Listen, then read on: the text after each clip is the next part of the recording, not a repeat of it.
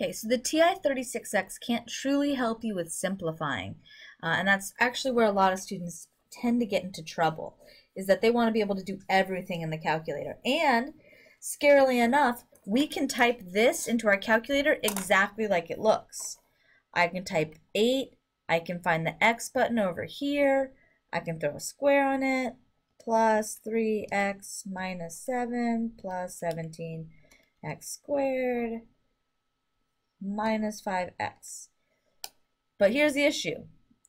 My calculator just gave me some weird-ass number.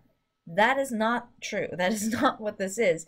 What your calculator is doing is at some point I told it that x was equal to 0.5. Your calculator will probably give out a completely different x because it's whatever somebody has last typed in as x, and the default is 0. So it just went ahead and evaluated that expression for x is equal to 0.5 as opposed to simplifying. So if you want to use this for simplifying, you have to at least know and be able to identify your like terms. So in this case, anything with an x squared is a like term. Anything with with an x is a liked term. And then our constants. Ooh, that was terrible. I don't know what I just did. I did some terrible stuff. This is just getting worse. Waha, there we are.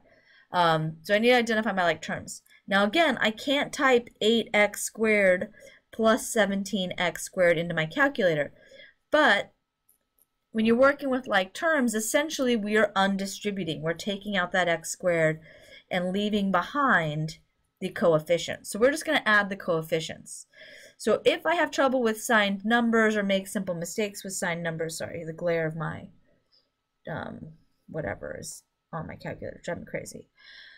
If that's what we're dealing with, then we can still do the simple math, okay, in our calculators. And I have a 3 minus 5. So if I ever have trouble with, you know, subtracting or what's going to happen, is it positive, negative, that's a common mistake I make. I'm going to deal with the coefficients in my calculator and then just glue back on the variable.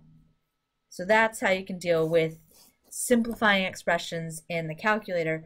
You're just going to ignore the variables and deal with the coefficients for each like term separately. Okay?